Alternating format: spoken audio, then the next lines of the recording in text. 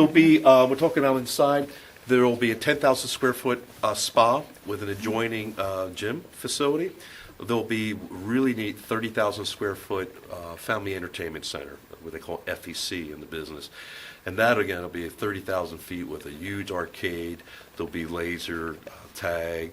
There'll be a mini golf that's all happening inside, and all that will be geared for the families and for the kids. 4 restaurants, okay? There'll be 2 of them right off the lobby, and there'll be kind of a little bit of age difference. There's one really kind of more geared for adults, okay? And again, these all have to be named yet, but we're working on that. We talked about the spa, we talked about the family entertainment center, we talked about the 453 rooms, the unique theming that's going to be happening throughout it, and then we should really look at the water park.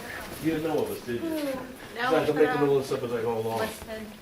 But here again, you can get a sense of, this is a three different levels of the water park, okay?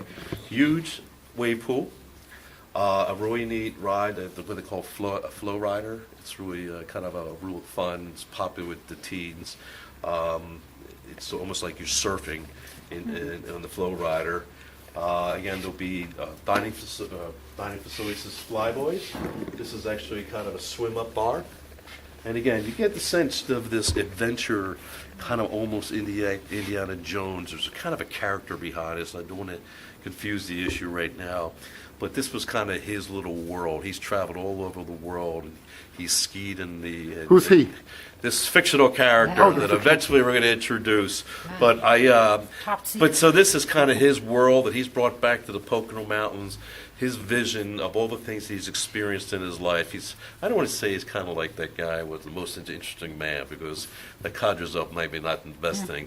But this is kind of his world, and he's been a skier, and he loved the thrill of snow tubing snow tubing. He's done the zip line courses and all, and some of the most remote parts of Africa and whatnot. This is his plane, his little biplane that he used to fly. So again, the theming, the fun, the uniqueness combined with all the other things that we have on the mountain here really do make it, again, a really neat, interactive type of experience. Where do you expect the people to come from who are going to be filling these rooms? Well, probably about 67% of your business will still probably come from the New York, New Jersey, DMA. About 19% of the audience will come from the Philadelphia. It runs the pattern that has been in Poconos for the last 20, 30 years. This part of the Poconos has always been very popular with the New York, New Jersey marketplace. And then, right up the street we have our, Scranton, Wilkes-Barre, probably about 6 or 7%. And then I think because of the uniqueness that we offer, we get people from Connecticut and Boston and Massachusetts area.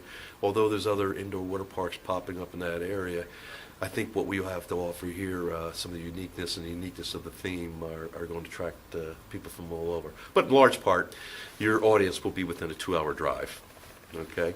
And again, what we're excited about, I think, is going to introduce people in New York and New Jersey to the new Poconos, not the Poconos with the romance and the honeymoon Poconos, but the new exciting, adventurous Poconos, because there's not only experiences we're doing here, there's places nearby that offer paintball and whitewater rafting and tubing down the Delaware River. It's a very exciting time, like I said, not only for Camelback Resort, but also for the Pocono Mountains. Any idea how many people are going to need to be employed to run all those Good restaurants question. and the hotels? I would estimate, again, please estimate, I would figure somewhere between 450 to 500 employees, and it'll maybe even swell a little bit more when you get into, you'll have peak times of the year. I mean, in the ideal world, every day, I'd like to tell you it's going to be a peak day here at Camelback Lodge, but the reality is, our summer months are going to be very, very, very busy. The holidays, there's the spring breaks that happen during, Easter and Passover. That's a very, very busy time of the year, obviously the week between Christmas and New Year's.